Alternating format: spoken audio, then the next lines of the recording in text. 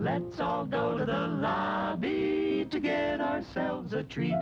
Talking or using your device during the film is distracting. Don't ruin the movie.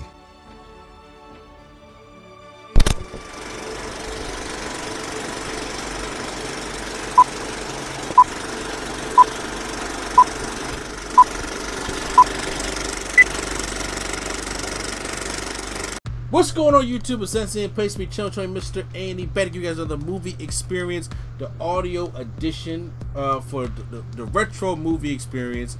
And right here it's me and also not Deion Sanders in prime time.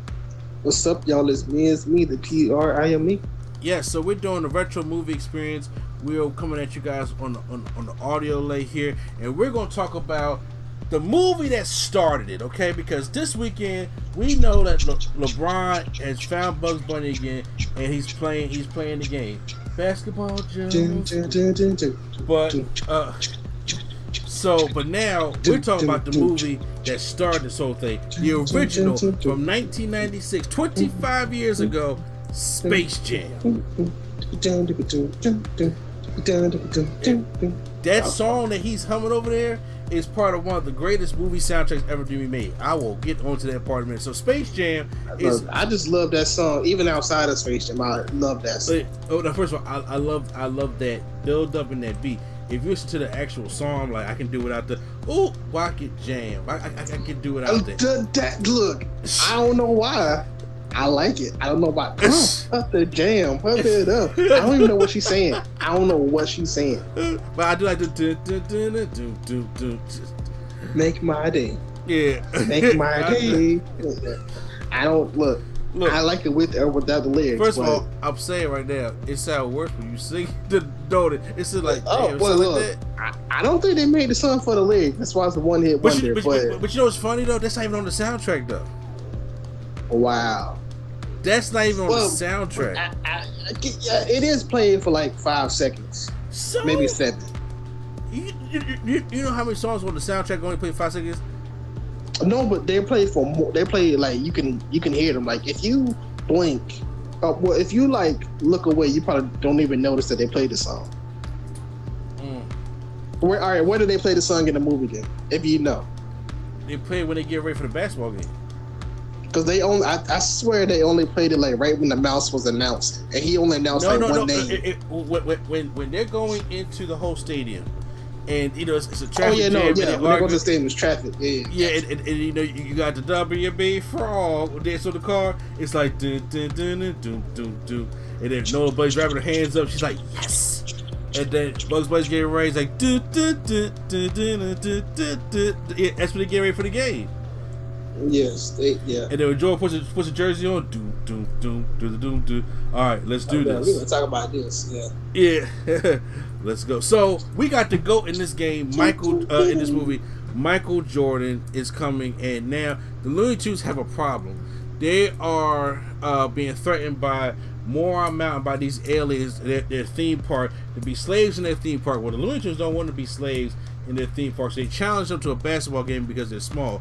Well, the Monstars say, well, we're going to steal talent from real NBA players, featuring Charles Barkley, Patrick Ewing, Larry Johnson, Muggsy Bogues, and Sean Bradley. These were some of the top basketball players in the early 90s. Excuse me? 4 out of 5. Can you repeat that again? 4 out of 5 of those members. Can you repeat that again? Those were some of the top basketball players in the mid-90s. Alright. Well, hold on. Okay, mine is Sean Bradley. We talk. I mean, okay, Muggsy Bogues was good, but he was not. Okay, for him to be known as the best point guard of the top 3 best point guards. You're right. He was not the best point guard. He was very popular though. But we're not going to sleep. He was popular, but I'm saying like it was like he's the best in the world. He wasn't even close, but sure, no, he was good. I mean, but you know, but we're not gonna sleep on Larry Johnson. We're not gonna sleep on Patrick Ewing. Grandmama is oh come on now. Yeah, we're not gonna sleep on Larry Johnson. We're not gonna sleep on Patrick Ewing, and we're not gonna sleep on Sir Charles. So no, not at all. So yeah, okay. So 3 out of 5. Is that fair? 3 out of 5 is good. Yeah, 3 out of 5. Some of the best basketball players. Muggsy Bogues, because he was very popular at that time in the 90s, because he was very, very short. And he was very popular. But okay, so let's do it this way. Let's do it like this. Who would you replace Sean Bradley and Muggsy Bogues Shaquille O'Neal in 19? Okay, I knew you was Shaquille O'Neal. Okay, so is Shaquille O'Neal not the perfect like villainous body to have? Not for, because look, they probably look at the L's and they probably want somebody big and doofy, and I'm like, oh, Sean Bradley fits that bill. Yeah, well, yeah. Okay, I'm about to say, saying like, all right, real quick though. Imagine if Shaq had like Larry Johnson's character. You know how dominant, like he would just be a bully. That's what the monsters are supposed to be, bullies. Well, exactly. I'm saying, but I think they had to get the monsters to fit the personality, and obviously, you know, because first of all, Shaq would have wanted to try to act, and I'm like, we don't need that right now. So at that point in his career, maybe. Well, at that point in his career, you know, say he was still in Orlando. So okay, who would you get to replace Muggsy? Why not Magic? I mean, because first of all, Magic was out the league by then. Did he not come back? I thought he came back in 96. 95. 95. Well, I mean, close enough. No, I'm just saying, but at that time, Magic was slow, out of shape. It's like, well, hey, and right now it's like this. It's so like, was Sean Bradley. Here's the thing. Sean Bradley was only he was only in his second, third year. As I'm saying, the whole point is minus Charles and Patrick Ewing. All these guys came from the 90s. Let's be for real. If it's really like popularity and all that in the 90s, maybe Penny. Penny got more popular afterwards because that's when the whole Little Penny came out, and on top of that, when you're dealing with like, I have a Little Penny still from 90s. Snap, you do? Yes, I do. See, the thing is, you don't want to deal with all stars. So you got 3 of the best. Because Larry Johnson, Patrick Ewing, and Sir Charles are all stars. I hate that premise, though. Say what? I hate that premise. What? That these are the best players in the world, but then they all are not the best. Oh my God! That when I was younger, I was like, why? But I get it. It's like, okay, it's like if I got a point guard, if I didn't get Muggsy Bogues, I don't mind getting Kevin Johnson at that time. Yeah. Like I would have did Kevin Johnson, or I would have did let's see, for a point guard at that time. He got John Stockton. Well, he was like what, 40? I know. I'm about to say he's old as shit, but but right now when it was all about Muggsy Bogues, like the most popular. He wasn't the greatest, obviously, but he was the most popular point guard in the 90s. Sean Bradley was just the tall, ugly white guy, because they know if they got Shaq, one, they'd been dominant, and two, that little blue alien was not going to fit a Shaq body. Okay, I was like that was just so crazy. I'm like, there's no way you should be losing. But anyway, so they go and steal the talents from NBA players, which, by the way, them NBA players, Charles Barkley acting when he gets sucked up by the aliens is terrible. I think that's my favorite part of my favorite worst part of the movie. When Dede's like, "Come on, get back on defense," he's sitting like a robot, like, I was like, what is going on? You know, weirdly enough, I don't know if it's B-roll. I like the footage that they show of the players losing their talents, but it wasn't like the main focus of the whatever scene that they was in. Like it was like Michael Jordan was watching it on TV. It was like Larry Johnson was drinking water, and it was like going past. He's like, I thought I had. I can't. Yo, that was fun. He was like, "Yeah, I'm with you, Coach. I'm with you." I was like, "What?" But here's the thing, though. So, what is the goalpost? What's the line? Losing your talent means you lose your skills of living. Because apparently so. I'm just like, wait a minute. I couldn't say not being able to play basketball anymore. But I'm just sitting there like, Larry Johnson can't drink water. They can't walk and see a ceiling. A ceiling coming down. You know where they obviously get hit. You know, it's just like I don't know what's happening here. But they do that so the Looney Tunes have to go enlist the help of the greatest basketball player ever to live, Michael Jordan. But there's one problem. Michael's retired, and Michael's playing baseball. Now that's a sport. Michael doesn't play basketball anymore. Oh yeah. I was like, so he has to go play baseball. They said, man, that's a baseball player. So they had to convince Michael to come and help out the Looney Tunes win this basketball game, so they won't be slaves on Moron Mountain. Very simple premise, as it is. At this time in 1996, the Looney Tunes were hot. Okay, yep. Look, there has always been that rivalry between the bunny and the mouse. Okay, Warner Brothers versus Disney. It's been like that for decades. In the 90s, they weren't touching the Looney Tunes. Now, it's kind of scaring me for Space Jam 2 because Looney Tunes are played out now in 2021. But in 1996, bruh, Looney Tunes was everywhere. And especially you had Tiny Toons and all the other stuff going on with Looney Tunes. And you can just go on TV and watch the classic Looney Tunes stuff. With Bugs Bunny and Daffy Duck and Roddy Coyote and Roadrunner and Sylvester and Tweety Bird and Yosemite said, Foghorn Leghorn. I say, my sister used to love Foghorn Leghorn, that old country son bitch. That he was like, I say, and then usually when I be stuck with something, they would make fun of me, so I sound like Foghorn Leghorn. And then we had Pepe Le Pew, you know what I'm saying? Who is at that time was the walking the sexual assault case. Oh yeah. that we had. I mean, the boy, he would just sit there. His cartoons, looking back at it, I'm just like, yo, bro, this is like statutory right. He would just grab the shit out that stuff by her. I am surprised nobody called it back then. It was like in your face. Yeah. Like, I'm like, bro, sexual harassment. He would just sit there and grab and kissing all up on. I mean, like, not just kissing the hand, like to be French or something. That he kissing all up on the cheek. He grabbing the bodies up and like that. And then when they try to get away, he is like, he has a grip on them. Oh, you ain't get away from them. I'm like, God, like this, right? Yo, this stuff is crazy. Mm-hmm. So obviously the Looney Tunes can't play basketball worth the worth the damn until we get Lola Bunny that comes up in there, and Lola Bunny is she's like the only one else who can play ball. So Michael's like, all right, let's do this basically, so we can go and beat the monsters only because they sat there and challenged them. So. Tell me first what you liked about Space Jam.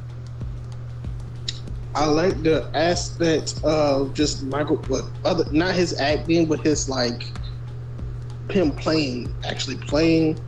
I love the soundtrack. The placement of the songs were great.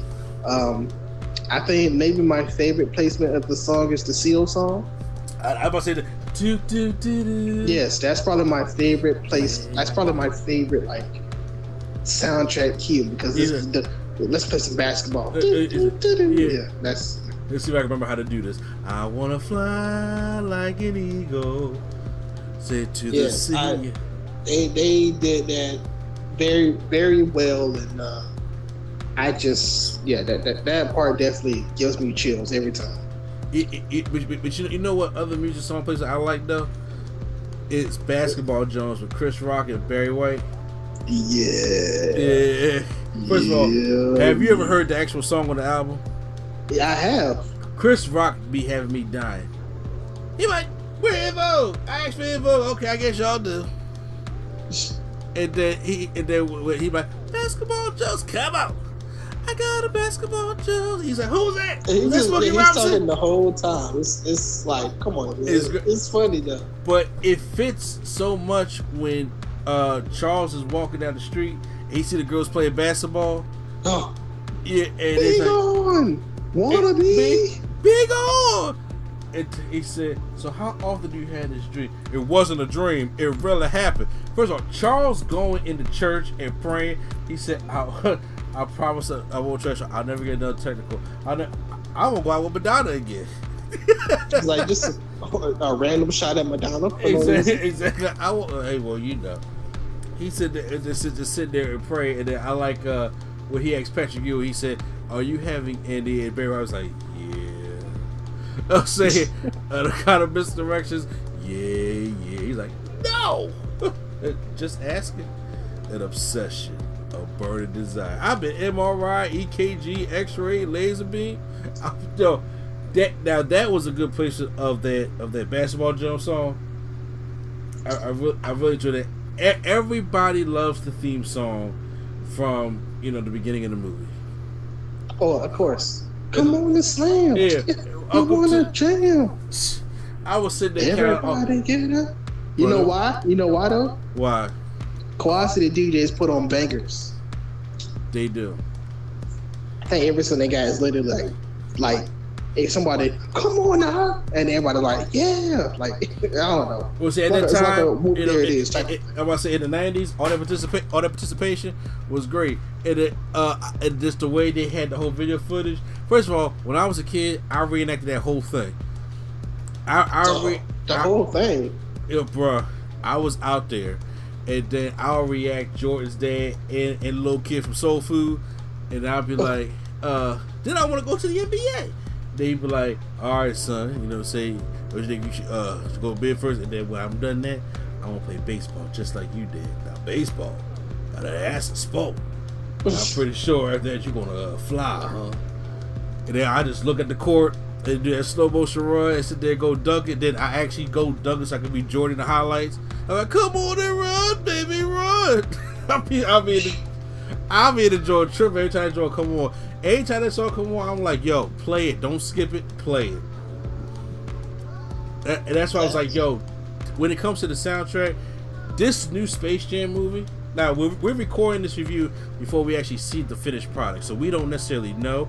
But I know by the time you guys are seeing this review, Space Jam 2 would have been already reviewed already. But I just don't see like for what's on that album, it's going to hit that tone like the Space Jam thing did. Like even when Monica came, I will cross the ocean for you. Like if it hit when they played them different songs, or especially the Monstars anthem, which is one of my favorite songs on there. What's the Monstars anthem? Am I not remembering this?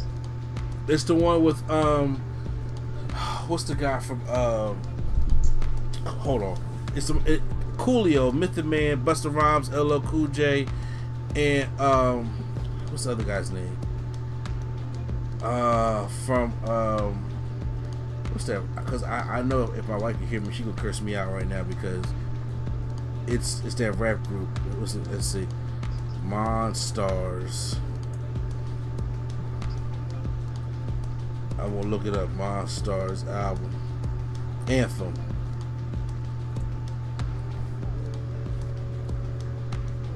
Hit 'em high. So yeah, it's oh, hit 'em up, hit 'em up, hit 'em up. Be Real. Okay, yeah, there you go. Be Real, Method Man, Busta Rhymes, Coolio, LL Cool J. Hit 'em high, hit 'em high, hit 'em high, hit 'em high. Yeah, you hit a blow, hit a blow. Yo, loved it. And the thing is, that's one of the songs I was trying to tell you. The Monstars album, we didn't get that much in the movie. We only got it when they introduced the Monstars. Mm-hmm. But when they released it, it's kind of like Brick Payne. Yeah. Holding on. Yeah, well, BT messed up with that one. But anyway, so that is that's the good stuff about it. Of course, the Looney Tunes was cool. Seeing Michael actually play basketball was dope. But something I didn't like though, Michael looked bored this whole movie. I mean, I think. Okay, I'm not gonna. I'm be honest with you. He probably was like, "This is stupid." He probably did. Cause this was the second animated live action movie since Roger Rabbit, right? Yes. So he probably was like, "What? This is stupid. Why am I looking over here? It's not nothing over there." Like that's like Michael. They're gonna be standing right here. Look, I don't see, He had to act with people in green screen suits, but they couldn't talk. So it's just like, what? Yeah. Like, first of all, and you're asking Michael Jordan to act with that when Michael Jordan don't act. Exactly. You know what I'm saying? And it's look, how you can tell is when he first gets to Looney Tunes Land, he comes down, and then he just looks like, what's going on here? He gives two shits. The only time Michael Jordan seems kind of happy in this movie is when he's playing golf. It's real passion. It is real passion. When he played golf, he's like, they should have made it. They should have made it more realistic. They should have had him gambling. Actually, damn, he did gamble. Oh shit! You know, he did gamble. Yeah, but yeah, when he was playing golf, he was just like, "Come on!" And he was all excited for that. Yeah, that's where Michael Jordan looked at his best. But his family life, I was like, "Oh my god, this is wooden." You know, say with the dog Charles, with his wife, with the kids. I was like, just a great name though. Charles Barkley is a great name for a dog. It is. That aspect with him and Charles are best friends. Which you ain't have to bring it that. I was like, hey, look, it's Jordan's fault they ain't friends no more. And I'm like, first of all, if their friendship, side note, if their friendship ended on something like that, how the hell they last to be friends that long? Because Charles wasn't in the media. Charles wasn't an announcer back, an analyst back then. I'm about to say, like, cause you know, Charles don't hold back for nobody. And Jordan know that. I think Jordan thought that when they talk in private or something, that it'll be in private. Yeah. So, it's just like, dang, now that every time we talk, every time I tell you something, you got to tell the world what we were talking about. He probably was like, I don't know. I don't know. Did Jordan got friends left? The ones that he paid. Which, by the way, I was like, oh, bro, I'm surprised he ain't trying to sell no Jordans in this movie neither. Are you serious? What are you talking about? The Space Jam shoe sold all around the world. Yeah, I'm about to say the debut of the Space Jam shoe. I'm about to say it ain't like he held it to the camera, because I'm about to say it looks like the Space Jam 2 movie's about to sell us HBO Max hard. But okay, but like, there's a difference in marketing, because Michael Jordan, every time he marketed something, he would just wear the shoes. People were like, I see him on his feet. Yeah. I want the shoes, because the Space Jam shoes are legendary. But LeBron in this movie is like, get a close up on my shoes, and all right, these are my shoes that are coming out. It's not like Jordan. Jordan just had them on his feet. LeBron is like, all right, look at my shoes, get my shoes. Well, it's not like Jordan try to. You know that line. It was like, get your Hanes, get your McDonald's, get your ballpark Franks. Yeah, get all your endorsements out the way. So there is some side people in this movie, like Larry Bird, who he plays golf with, and Bill Murray, who for some reason wants a basketball career to realize that he ain't up for it because he ain't got the knees for it. Danny DeVito plays obviously the guy in charge at Moron Mountain, I think the movie it's a nostalgic time. Obviously, I think it worked. Does it still hold up today to you? As far as what? Rewatchability. Somewhat. It's still. I think it's still the moments are still funny, like the big on Charles and moments like that. But as far as acting and graphics, and not really, no. No. Every time I see, because when I was younger, I thought Michael Jordan's acting was great, and I was like, even I didn't think that. And then when I got older, and then I seen Ray Allen and he got game, and I was just like, something. I said, Jordan just don't want to be here. And, you know what I'm saying? He just don't want to do this movie. It's like, hey, you try to get back into basketball, and then we can help you make a lot of money. Blah blah blah blah blah blah. So I think that's what it was. And say he's the greatest in all time. It looks like LeBron is going to enjoy making this movie. That's what it's looking like. But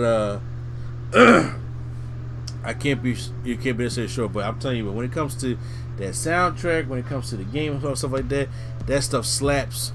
Seeing the Looney Tunes in action with Jordan, stuff like that. I mean, there are some good heartwarming moments, and that's pretty much it. So, where would you rate Space Jam at? Like, what would your grade be? I would give it a. Oh, I can't say I feel like giving it a chance is so low because of how nostalgic this is. So I might. But it's not almost perfect though. Well, I mean, is it solid B? Yeah. It's like you struggle to say that. And then it depends on what side you watch. Like it depends on what part of the movie you're watching, as well. You know, if you're watching him warming up and him getting ready, you'll say, okay, this is okay. And then if you're watching them folding him up into a basketball and dunking him, you're gonna be like, what am I watching? God, that stuff was stupid. Nice footwork, can you believe it? Get out of the way.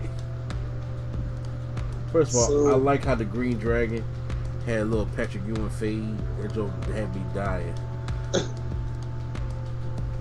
So yeah, we don't know.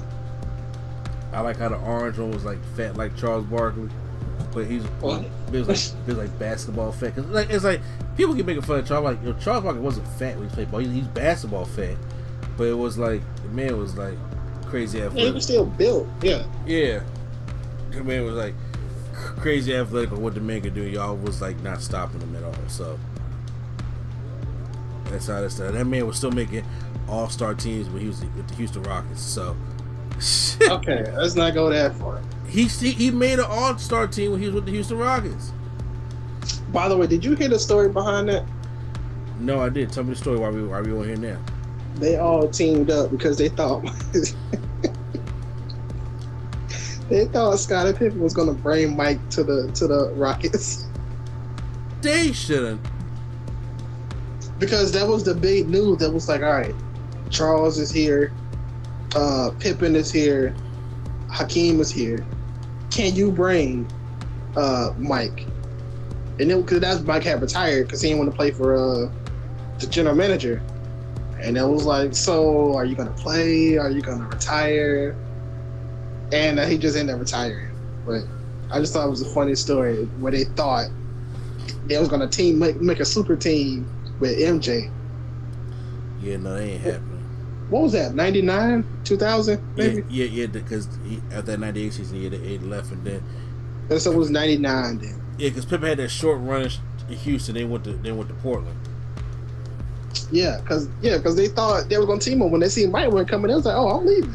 And leaving, like, and then Charles got injured, and it's like, no, yes. But Charles, the funny part is Charles is already on inside the NBA, and he left inside the NBA to go and join the Rockets. And then he was like, "Oh, MJ not here. All right, I'm going back to inside the NBA." Then. No, he got injured though. Yeah, he did get injured. But I'm saying, like, if he didn't get injured, I think he still would have just came back. Yeah. But he was like, "Nah, I'm gonna just go back to inside the NBA." Well, I'm gonna give the movie a B for nostalgia purposes only, for obviously how dope the soundtrack is, and like the perfect placement of it. And like I said, when you think about basketball movies, Space Jam was one of the first things that comes to your head, especially knowing how popular the Looney Tunes were and Michael Jordan was at that time. So I'm just hoping that the second one, I hope the second one just to be as good in the eyes of the first one. Okay. I expect it to be better. Like I said, we recorded this before we put our review up, but I don't want it to be as good as the first one, or better than. It's like if it's not better than the first one, because a lot of us are looking through this thing with nostalgic eyes. A lot of the whole Jordan versus LeBron debate is still not over, so people are not going to be kind to it regardless, because at that time when Jordan was around and hot, there was no debate. Magic left, so it was like, who is it? It's Jordan. There it is, Jordan. It's Michael Jeffrey Jordan. You playing the middle name? Hey, look. Anytime you talk about greats like Michael Joseph Jackson, you know, so you got to put Michael Jeffrey Jordan, which is funny. MJJ. Which is funny. They both MJJ, isn't that something? Yep. And they both the greatest MJs of all time. Yep. That's all I'm saying. Okay. So, post all your comments down below how you guys feel about the original Space Jam movie. Hit the like button if you guys enjoyed our review. Hit the subscribe button for more of our retro reviews. Right, mostly our retro reviews come every Sunday. So stay tuned for all those great things. So once again, it's an instant place to be. Show train Mr. A&D. And our down stands for prime time. All right, Joe. And we'll see you at the movies.